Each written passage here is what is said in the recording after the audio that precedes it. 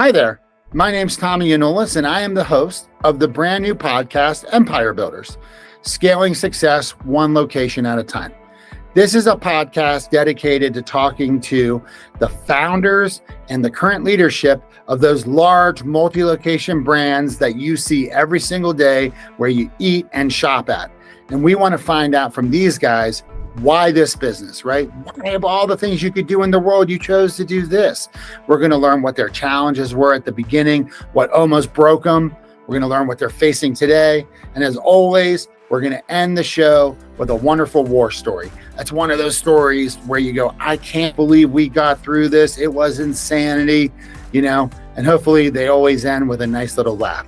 So I can't tell you how excited I am to bring you these interviews with these amazing guests and just stoke that entrepreneurial flame that we all have to learn what it took to kind of get where they are today and how they got successful.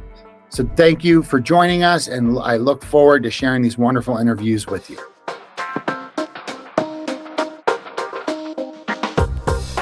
Hey there, everybody, and welcome to the new episode of Empire Builders. I'm super excited to welcome my guest today. Her name is Jolita Brilliant. How are you today, Jolita? I'm doing well. It's a rainy day here in Vermont, but other than that, everything's great. Oh, well, wonderful. Well, thank you for being on the show today. Let's get to our first question. I like to get right into it. Tell me about your current position and tell me about your company. I run Brilliant Massage and Skin, which I founded in 2017. I was individual practitioner, and then I started hiring on some people. Then after COVID, also 2021, we opened our second location. We are now have a Burlington, downtown Vermont location and South Burlington, Vermont, and we are offering franchising opportunities. I took initiative, started franchising process for our brand this year. So looking to get into this new phase of our evolution. Sure. Do you have your FDD done? Yes. Nice. Yep, we're looking specifically tri-state area. We are registered in New York State. We're looking New Jersey, start with East Coast. So that's where we're at right now. That's awesome. Remind me at the end of this, I'm going to introduce you to a guy who helps sell franchises, and he's in New Jersey. So we'll put you guys together. He was a guest on the show as well, too. Oh, awesome. Yeah. So, and then you said you're originally from Lithuania. Were you born in Lithuania? I was, yeah. I was born there. At age of 19, I moved down here in U.S., and I've been in U.S. now almost as long as I lived in Lithuania. Well, I moved in 2007, so not as long, but starting to catch up.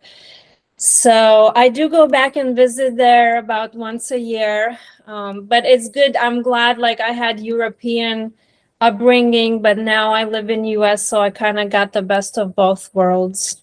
Oh, yeah. Especially because also Europe's a mess right now, and we're becoming a mess, but we're not there yet. So hopefully. Yeah. You get the best. Yeah, I'm Romanian. I have a Romanian part of me. That's why I was asking.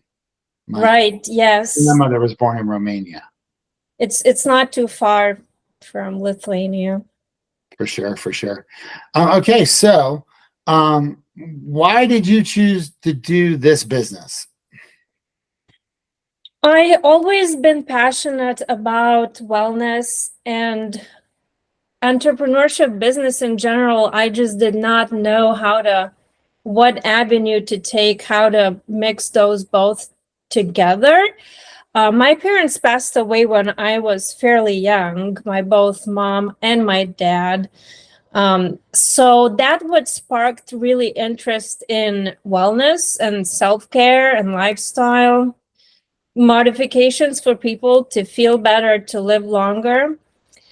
I have two grandmothers that are very long lived, but unfortunately my parents passed away. So At first, I was in the fitness, dabbling into fitness. Originally, I studied music, classical, piano, but I just knew I wanted to like get something with the wellness. I actually went to massage school, not thinking I would make a business out of it. I just thought I went for like a part-time gig until I will figure out what I really want to do.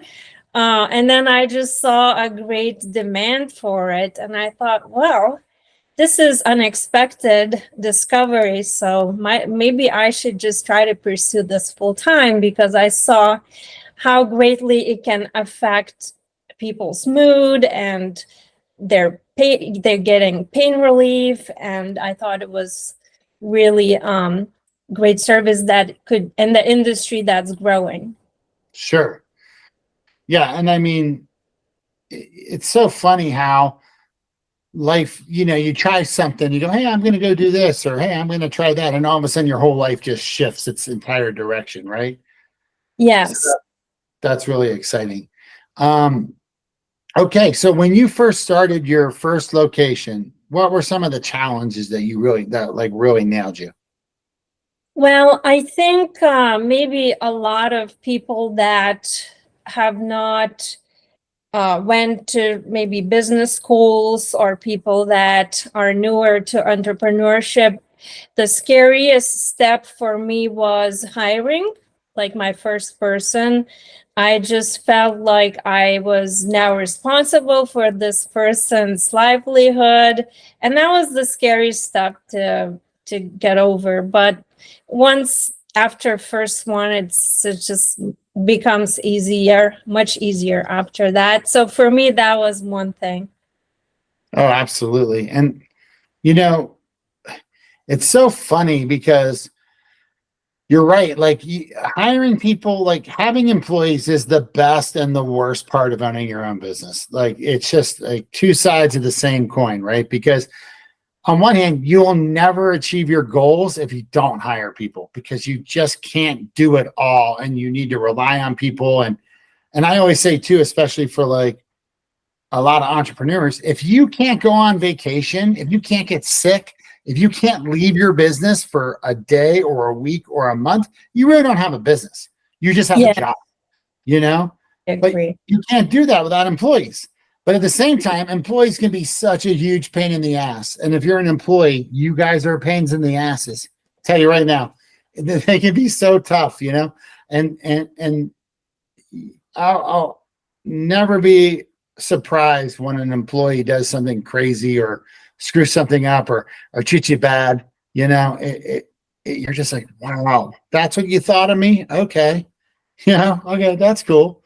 Well, I mean, the way I look at it, when on rare occasions things like that do happen, I look at it, well, there was a lot of positive things that this person did and contributed, Sure. and nobody's perfect. And on occasion, maybe someone's going through a hard life in their, through a hard time and in their life, or personal things. And maybe they just, happen to talk to you that day, or they made a mistake as they were like too tired, or, their kids are small and they're so busy. But so I try to like look at the human perspective, and maybe we are a little bit more I guess blessed with the fact that our practitioners, they are really people oriented. So but they do call out last minute. Sometimes they do get sick, they do things happen. You can't avoid that with any industry. I think where my opinion was coming from is that at the beginning, we hired tons of friends and family, and you think you're hiring your friend and family and you're giving them a job and you're giving this huge opportunity. And then they just treat you like they're working at like a McDonald's, or some corporate job. And you're like, oh my gosh, like, dude, like you just took $15,000 from us and you were leaving, and you just, you took 15 grand of pay, and then you bolt. Like, come on, man. Like, you know what I mean? Like, Yeah, unfortunately, that can happen. Yeah, but I guess it's a part of the game, part of the business. You Absolutely. can't get jaded by it. You just have to, look for the better fit next time. That's how I at least try to, what can we learn? Well, like, what is this person? What did they have that we need to try to avoid when we're hiring next time? Absolutely. Absolutely. And like I said, you know, you know, you cannot grow without employees, and you got to Yeah, take, when you have them, you got to take such good care of them, because, especially when you're small, because the amount of training that you have to put into them, it's not like I got like a training manager, you know what I mean? Like I have a small company too. It's like I'm the training manager. So if somebody bolts because I didn't treat them well, then I'm an idiot, because now I got to go hire the next guy, bring them in, and then train that person up. And like what we do is very complex. It's not, because we're in a software company, so it's right. like it's not going to just happen overnight. Like it's going to Like, take months and months and well, months. yeah, I mean, turnover costs businesses tremendous amount of money and time. And, employees, they don't realize a lot of the times the effort that we really do put in and how many hours we do put in to set them up for success the best that way we can. And I mean, in this like climate, I mean, it's gotten a bit better now, but at least like a year or 2 years ago, people were really hopping jobs and quitting jobs. I see now a little comeback where we actually have more leverage now. Like the positions are filling up now. Now we're starting to see more applications than what we can hire. But like after the COVID, it was like the worst time because of Oh, the resignation and all this mentality that was going on. and the government, you had 2020 and everybody's business just got nailed, right? Yeah, I'm sure you Right. guys were having to close or wear crazy Yeah. masks and all kinds of goofy stuff. And like then you get through that whole period and you're okay, we're all done. And then the government goes and gives everybody like $2,500 a month for like that next summer. And like Right. we work in like a lot of like multi-location businesses. And so all of a sudden none of those guys could find anyone to work because the government was like paying them the same salary to sit at home. You're like, are you Yeah. guys kidding me? Like, please just And the let me get housing our business costs, going. so that they don't need to pay for. So like there's not much motivation to when they can be on like a vacation for a while. Yeah. Who Yeah. wouldn't do that? They would be dumb not to do it. But Yeah. then you have all these business owners that are just like so much Struggling. fear and Yeah. trepidation coming out of that horrible time and just trying to get their business going again. And then they can't get anyone to work. And then, so then they're like hamstrung by that for another 6 or 8 months. Stressful. Yeah, it was horrible. So now you got this franchise, you got your FDD, you're looking to start selling some franchises. Are you thinking about growing a couple more of your own locations, or are you thinking I'm just got two and I'll go all franchise? So so Vermont is a pretty small rural state. I mean, we have, like 600,000 residents here, and we have biggest town in Burlington that we are already right now. So the other area perhaps would be like one of the ski resort areas that we could expand as a corporate, perhaps like Stowe area. However, it is more depending on tourism there. So the reason that was the reason why I decided to grow through franchising, just because of how limited Vermont is to grow as far as corporate, and opening corporate in other states. I thought that would be fairly difficult and more cost upfront, perhaps, than trying to recruit and sell owners that would run their own stores under with us, with our systems processes. So right now, I'm not specifically looking to open corporate, but if opportunity presented and we thought that it would make sense, we would. Potentially looking to maybe open a bigger space in Burlington where we are right now. We might move just like a bigger square footage. Sure. Not necessarily open a third one there, but not saying that we can't. Sure. Maybe if we find the right place, but the focus right now is on expanding our brand, probably through franchising more than on the corporate side. Cool. Okay, so now to going on to question number 4. What are some of the challenges that you're facing right now? So right now, since when we are emerging, right, I would call us micro emerging franchisor, we are in a new business. It's a totally different business than consumer, than, marketing to consumer. So we are having to learn.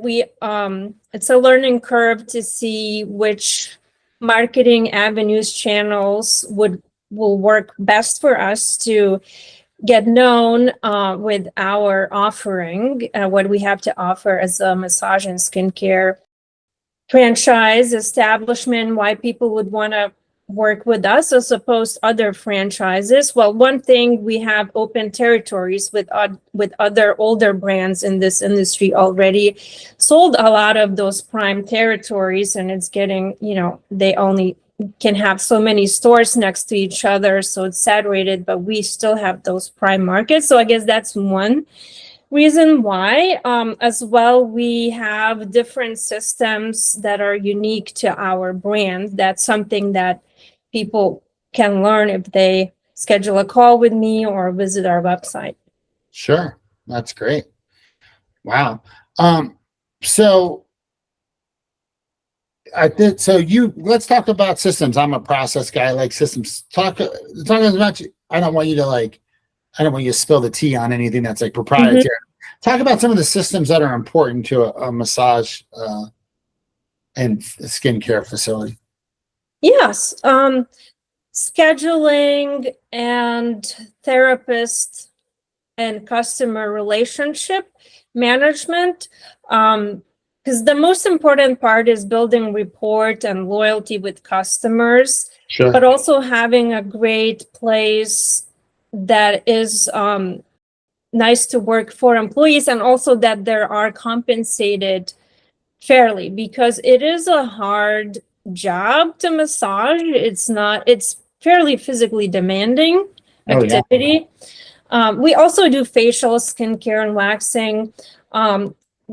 But yeah, so the way we have, for example, developed our system, we found a way how we can pay more for our therapists, because we have virtual receptionists that we outsource overseas, so we can raise the commission to our therapists, and then we get higher quality talent. So the main system is really, I think, what sets us apart is the talent that we're able to attract as far as massage therapists and estheticians, and the way we manage, the way our management system is set up as to streamline the bookings, the customer relationship. We really utilize technology a lot and virtual management. Well, that's important, because when somebody's looking to purchase into a franchise, like, what are they buying, right? They're buying your marketing system. They're buying they're buying essentially your plan on how to run this building. And when you can provide them with those systems and processes, and you can just plug them right in so that it's turnkey, because the whole point is, if you're a franchisee, you just want to run the business. I just want you to give me all my stuff and then tell me what to do, and then I'll go out and execute it and make some money, right? So it's great that you've taken the time to invest in that. Yeah, and I didn't even mention the marketing, because for me it's like a no-brainer. We also, of course, do have great marketing systems worked out that we use, for Facebook and Google Ads, how to market in their local market. Sure. Like newsletters, social media. So that's all would be included, all the education and support for our franchisees. But I feel like it's like, every franchisor should help with that. But I should mention, we of course have it. But so the main thing is really, because make or break the business is, like we talked about, employees, right? So in this business is going to be hiring talented massage therapists and estheticians, because then customers go leave good reviews, word of mouth, and you get paid traffic, but then also you want these customers to come back, and client retention. So we have retention systems in place, how we acquire reviews, how did we do follow-up. So all those things are in our system. Oh, that's great. That's awesome. I never had a massage until I met my wife, and then, she was like, no, she's addicted to massages. So we go all the time. So it's wonderful. Okay.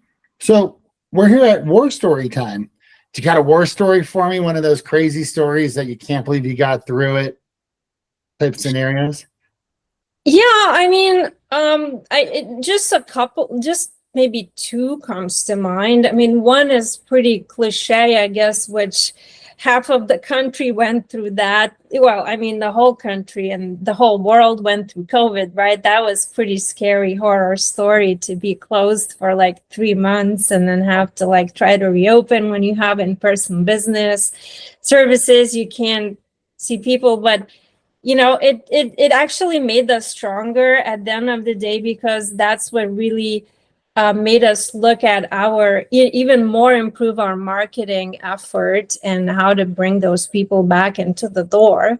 So at first it was like super stressful, horrible, but at the end, I think while it did slow down our growth, but it probably made us better.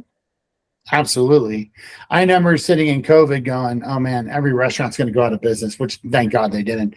But like, I just remember sitting there like, just, okay, well, what are you going to do? You got to do something. So you start working, try to figure out what you're going to do. Did you guys do anything crazy? Like, did you do massages outside or like anything like that during COVID? No, because I mean, that's still, 6 feet was the problem. You had to be away, the distance. Sure. However, we did call people that begging to come to their house, but unfortunately we could also not do that.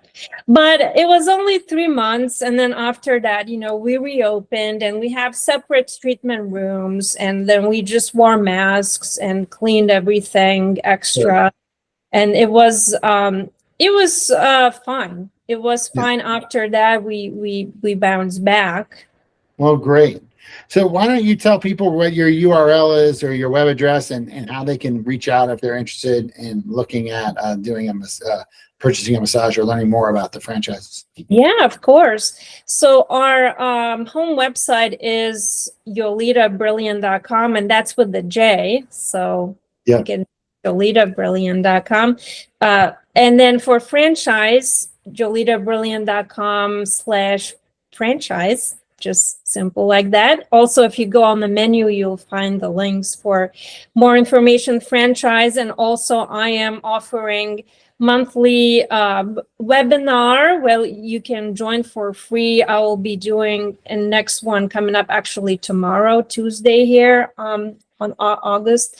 But by the time this comes out, probably it'll be past. But on the next one, so you can sign up for those if you want to talk to us or just if you want to book a massage. We open 7 days a week, Burlington and South Burlington location in Vermont. If you're visiting, if you're coming to ski or snowboard, mountain bike, hike, all the beautiful things that Vermont has to offer, you probably want to book a massage or a facial for yourself while you're here.